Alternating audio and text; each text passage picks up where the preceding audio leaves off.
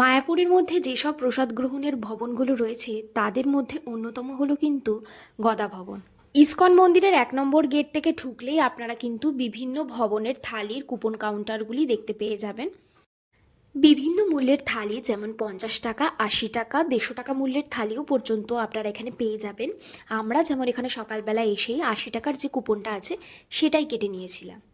তো আমাদের এখানে মেনুতে ছিল ভাত, ডাল, রুটি, সবজি, এক ধরনের ভাজা, কাবলি চানা দিয়ে পনিরের একটা তরকারি আর পায়েস। আর এখানে দুপুরে প্রসাদ গ্রহণের সময় হলো দুপুর ১টা থেকে ২:৩০ পর্যন্ত। আর তারপর আমরা দুপুরবেলাটায় হোটেলে রেস্ট নিয়ে বিকেলবেলায় বেরিয়ে গেছিলাম সাইট সিইং করতে। আর এখানে প্রথমেই আমরা গেছিলাম জগন্নাথ মন্দিরে।